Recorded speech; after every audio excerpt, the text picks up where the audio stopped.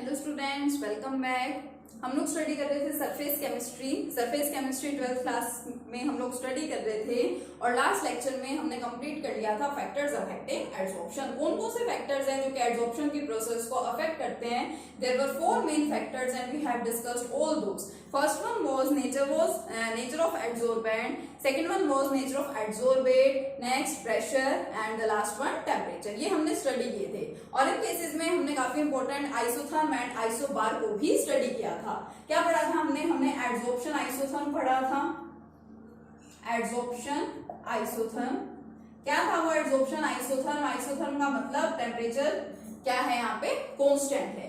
Adsorption isotherm क्या होता है? एक्चुअल में ग्राफ होता है, graph between the extent of adsorption and pressure by keeping temperature constant. ये ग्राफ हमने प्लॉट किया था और एक मेन इक्वेशन हम इसके अंदर पढ़ रहे थे जो इंटरमीडिएट प्रेशर पे थी, वो क्या थी? x/m is directly proportional to p की पावर 1/n। x/m क्या था? एक्सटेंट ऑफ एड्सॉर्प्शन, p क्या था? प्रेशर था। एक छोटा सा पॉइंट और है यहाँ पे जो आज आपको देखना है, that is the adsorption in case of solutions. अब यही सारी चीजें हम गैसेस के लिए भी स्टडी करते हैं कि मान लीजिए गैसेस एब्जॉर्ब हो रही हैं, और यही सारी चीजें हम सॉल्यूशंस के केस में भी स्टडी करते हैं। सॉल्यूशंस के केस में कैसे कि सॉल्यूशंस के अंदर जो सोल्यूट प्रेजेंट होता है वो सोल्यूट एब्जॉर्ब हो जाता है एड्सॉर्बेंट की सरफेस पे। तो वहां पे क्या चेंज आप नोट करते हैं? जस्ट छोटा सा कि गैसेस के केस में आप यहाँ पे प्रेशर टर्म का यूज करते हैं, कंसंट्रेशन सॉल्यूशन की टर्म्स में आप प्रेशर का यूज नहीं करते, किसका यूज करते हैं? कंसंट्रेशन टर्म का। तो ये इक्वेशन चेंज हो जाएगी। कहां पे चेंज होगी? सिर्फ प्रेशर की जगह क्या आ जाएगा यहाँ पे? Concentration. C represents the concentration of the solution. Solution की कंसंट्रेशन को क्या कर रहा है? रिप्रेजेंट कर रहा है। अब प्रोपोर्शनैलिटी साइन यहां से हटाऊंगी तो क्या लग जाएगा यहाँ पे? के प्रोपोर्शनैलिटी कांस्टेंट जैसा मैंने यहाँ पे लिया था, c की पावर 1/n। और इस इक्वेशन के लिए भी आप क्या करें? आप ग्राफ प्लॉट करना चाहें तो इस इक्वेशन के लिए भी आप क्या कर सकते हैं? ग्राफ प्लॉट कर सकते हैं। ठीक है, तो ये हमारा एड्सॉर्प्शन का कंसेप्ट था जो कि ऑलमोस्ट कंप्लीट हो चुका है। अब एड्सॉर्प्शन रिलेटेड हमारे पास सिर्फ एक छोटा सा टॉपिक बचा हुआ है जिसको आज हम डिस्कस करेंगे, और वो टॉपिक क्या है उसको आप अपनी डेली लाइफ में भी ऑब्जर्व करते हैं। नेक्स्ट जो लास्ट टॉपिक बचा हुआ है वो क्या है? Applications of adsorption. एड्सॉर्प्शन की क्या क्या एप्लीकेशंस हैं आपकी डेली लाइफ में? आप कहां कहां पे एड्सॉर्प्शन की प्रोसेस का यूज कर रहे हैं?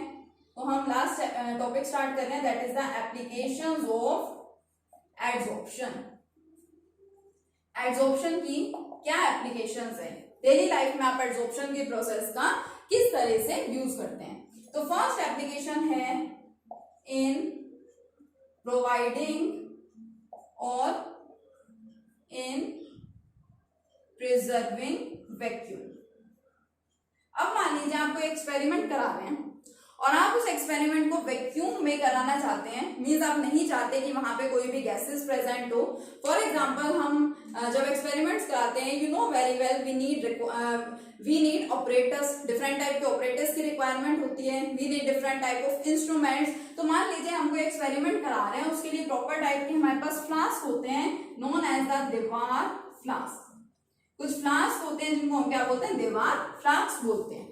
ठीक है, अब हो सकता है वहां पे भी क्या हो? गैसेस प्रेजेंट हो, और आप जो एक्सपेरिमेंट करा रहे हैं उसके लिए आपको कंप्लीट वैक्यूम की रिक्वायरमेंट है, मींस वहां पे थोड़े से भी अमाउंट के अंदर गैसेस प्रेजेंट नहीं होनी चाहिए। तो उस केस में वहां पे क्या किया जाता है? जो आपका दीवार फ्लास्क है, इस फ्लास्क की वॉल्स के ऊपर आप क्या करते हैं? आप एड्सॉर्बेंट को डाल देते हैं। और जनरली जिस एड्सॉर्बेंट का आप लोग यूज करते हैं वो क्या होता है? चारकोल। और अगर वो चारकोल भी पाउडर फॉर्म में हो तो ज्यादा अच्छा है, because you know very well कि जो पाउडर चारकोल होता है that has greater surface area, और सरफेस एरिया जितना ज्यादा होगा उतनी ही बेटर एड्सॉर्प्शन की प्रोसेस होगी। ठीक है, तो अगर आप चारकोल को वहां पे स्प्रेड कर देते हैं, डाल देते हैं, तो जो आपके पास गैसेस वहां पे बची हुई होंगी इस फ्लास्क के अंदर, वो गैसेस आके यहाँ एड्सॉर्बेंट पे क्या हो जाती हैं? एड्सॉर्ब हो जाती हैं, and you will get complete vacuum. आपको क्या मिलेगा? वैक्यूम मिल जाएगा, गैसेस सारे एड्सॉर्ब हो गए। ठीक है, ये फर्स्ट एप्लीकेशन। सेकेंड देखिए, इन गैस मास्क।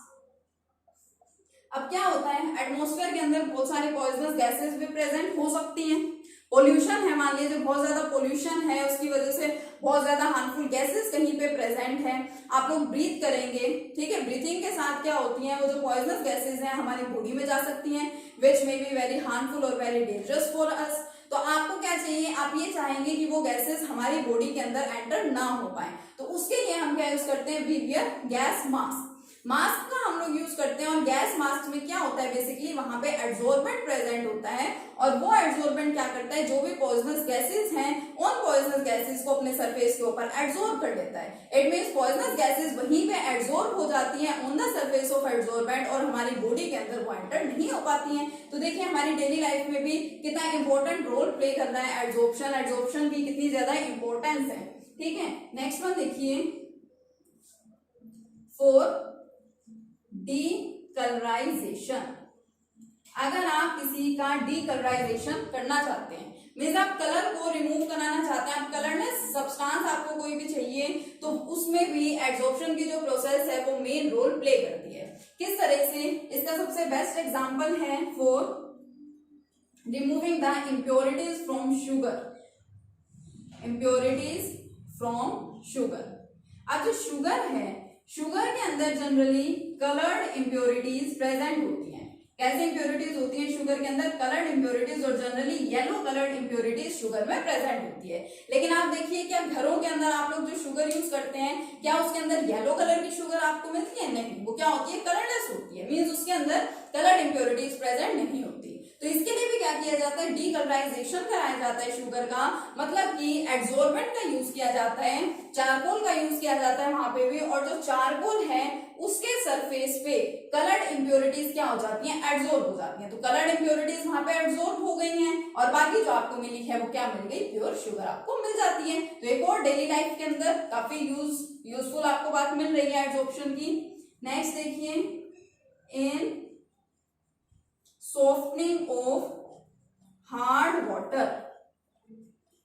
अब आप लोग 11th क्लास के अंदर हार्ड वाटर का कंसेप्ट बहुत अच्छे से स्टडी कर चुके हैं।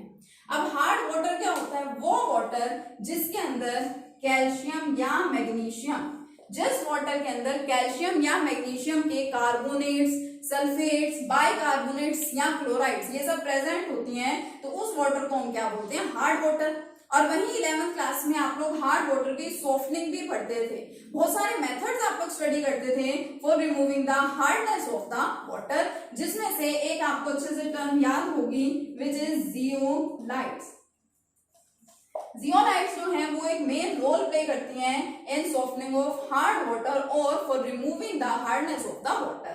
जियोलाइट्स क्या होती हैं, chemically these are the sodium, aluminium, silicates. क्या होती हैं जियोलाइट्स, सोडियम, एल्यूमिनियम, सिलिकेट्स होती हैं, और जिनको हम फॉर्मूले की हेल्प से कैसे लिखते हैं, Na2Al2Si2O8, साथ में X मॉलिक्यूल्स ऑफ वाटर भी यहाँ पे प्रेजेंट होते हैं, ठीक है। तो ये क्या है, ये आपके पास जियोलाइट्स है। अब क्या करेंगे, सपोज आपको क्या करना है, हार्ड वाटर को सॉफ्ट वाटर में कन्वर्ट करना है। आपने कंटेनर लिया या वेसल लिया जिसके अंदर क्या प्रेजेंट है, हार्ड वाटर, ठीक है। यहाँ सपोज आप कंटेनर ले रहे हैं, अभी आपके पास जो वाटर प्रेजेंट है वो कैसा है, that is the hard water. आपने इसके अंदर क्या किया, आपने यहाँ पे जियोलाइट्स को क्या करा दिया, ऐड करा दिया। यहाँ पे कंटेनर में या इस वेसल में ये कौन प्रेजेंट है, दीज आर जियोलाइट्स। अब आप यहाँ पे क्या करेंगे, वेसल के अंदर वाटर ऐड कर रहे हैं, and this water is basically hard water, और ये वाटर यहाँ पे कैसा है, हार्ड वाटर है।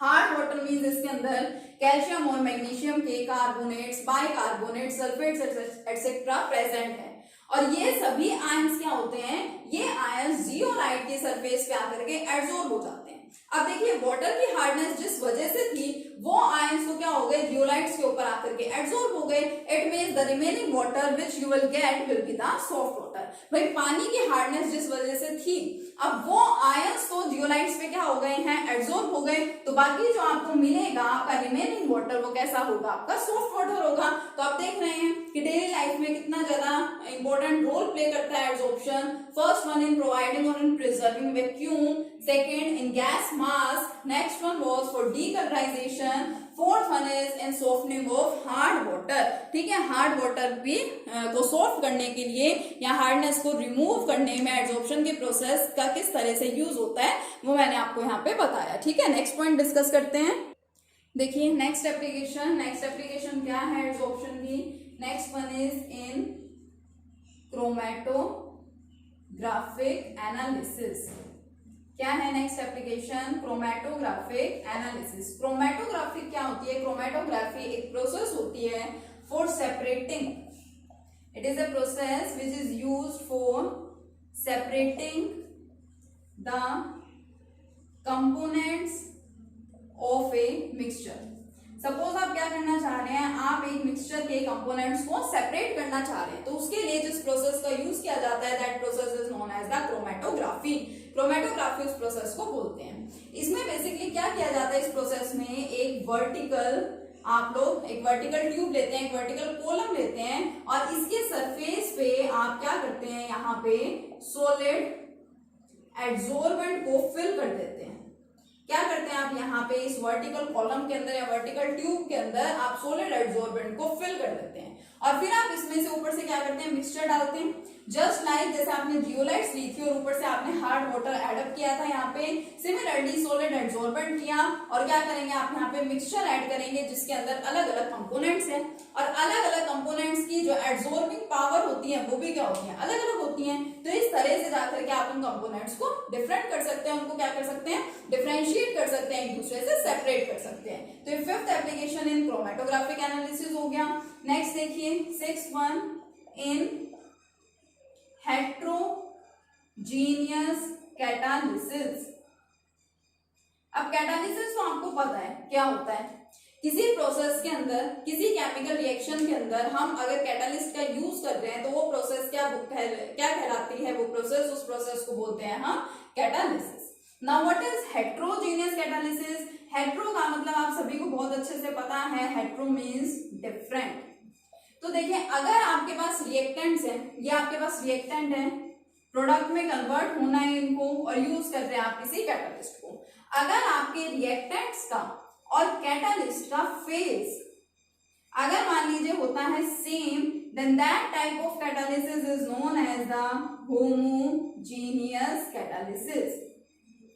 मतलब अगर आप रिएक्टेंट जो यूज कर रहे हैं, सपोज रिएक्टेंट्स भी गैसियस फॉर्म में हैं और कैटालिस्ट भी क्या है, गैसियस फॉर्म में, सेम फेज दोनों का प्रेजेंट है या दोनों लिक्विड में हो या दोनों सॉलिड्स में हो, तो उसको क्या बोला जाएगा, होमोजीनियस कैटालिसिस. तो हेट्रो इसके नाम से पता चल गया, अगर दोनों डिफरेंट हो, फेज जो है यहाँ पे दोनों के, रिएक्टेंट्स के और कैटालिस्ट के, वो कैसे हो, डिफरेंट हो, तो उस कैटालिसिस को क्या बोला जाएगा, हेट्रोजीनियस कैटालिसिस. कैसी कैटालिसिस होगी वो, हेट्रोजीनियस कैटालिसिस होगी.